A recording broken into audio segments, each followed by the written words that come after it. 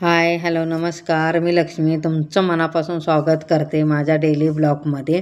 आणि आज वार आहे शुक्रवार आणि शुक्रवारची देवपूजा. आणि आज तुम्हाला मी माझी तुळशीची पूजा पण दाखवते. एवढे दिवस केली दाखवली नाही कारण की पाऊस पडत होता म्हणून तुम्हाला काय मी दाखवली नाही. आज पाऊस नाही म्हणून तुम्हाला मी तुळशीची पूजा पण दाखवते. सर्वप्रथम मी पहिले देवघर झाडून घेतले. त्याच्यानंतर आता दारापुढे रांगोळी काढून घेते.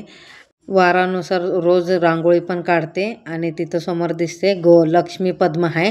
ते फक्त मी मंगळवार, शुक्रवार आणि गुरुवारचे 3 दिवस काढते आणि पौर्णिमा, अमावस्याला पण काढते. आता मी तुम्हाला तुळशीची पूजा दाखवते. रविवारी आणि एकादशी सोडली की बाकी रोज मी पाणी तुळशीला वाहते आणि रांगोळी पण रोज काढते. लक्ष्मी पद्म काढते, गोपद्म काढते आणि स्वस्तिक काढते. आणि मंगळवार, शुक्रवार आणि गुरुवार आणि पौर्णिमा आणि अमावस्याला तुपाचा दिवा लावते आणि रोज तेलाचा दिवा लावते.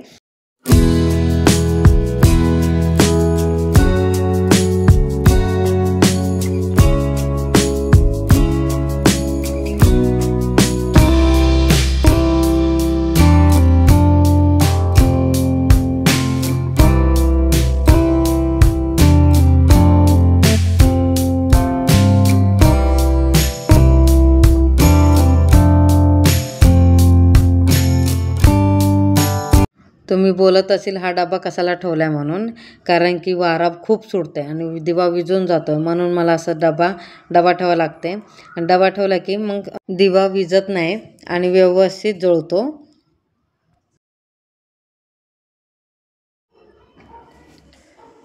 मी आली आता देवघरात. आता देवाची पूजा करून घेते.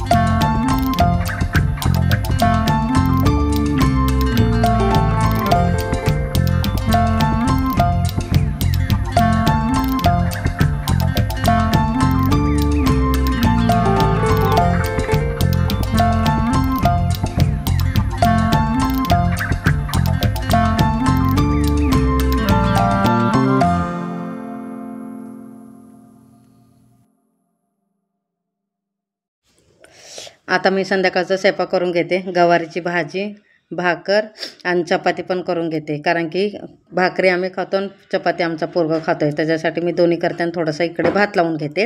आता पहिले मी गवारी सगळं कापून घेतलं, टमाटर वगैरे सगळं कापून घेतलं आणि गवारी चांगलं भाजून घेतलं कढईत. आणि मग पाण्यात मी धुवून घेतलं आणि त्याच कढईत मी आता भाजी करते. पहिले तेल गरम झाल्यानंतर थोडंसं जिरं टाकलं, मग कांदा, टमाटर आणि लसूण टाकलं आणि चांगलं फ्राय करून घेतलं आणि धुतलेलं गवारी टाकलं त्याच्यात. आणि वरतून लाल मसाला, मीठ, धनिया पावडर, हळद वगैरे सगळं टाकले.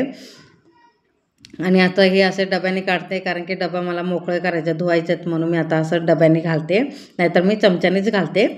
सगळा मसाला मिक्स करून घेते, चमच्याने हलवून घेते आणि थोडंसं पाणी वतून झाकण लावून शिजवायला ठेवते. आता एका साईडला मी चपाती करून घेते आणि 2च चपात्या करायच्या आहेत म्हणून मी खाली किचन टॉपवर करते. आणि पहिले हे छोटे छोटे मी चपाती रोजच करते, कारण की पहिलं पीठ मळल्यानंतर ते 3 छोटे छोटे चपात्या असे करून भाजून घेते पहिले, मग चपाती करते. आता 2च चपात्या करायच्या. आता बघा ते खाली करायला लागले म्हणून अजिबात चपाती चांगल्या यायला लागल्या नाही तर पोलपाटावरच करते.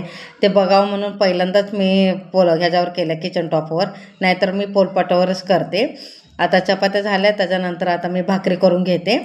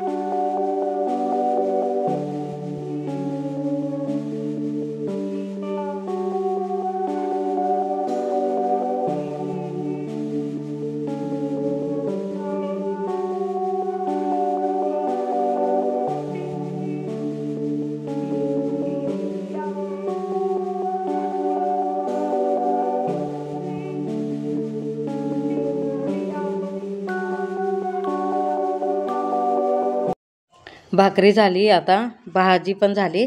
त्याच्यात थोडंसं शेंगदाण्याचं कूट टाकून झाकण लावून ठेवते आणि कोथिंबीर टाकते. आजचा ब्लॉग कसा वाटला मला नक्की कमेंटमध्ये सांगा. आवडला असेल तर लाईक, शेअर, सबस्क्राईब करा. सगळ्यांना श्री स्वामी समर्थ.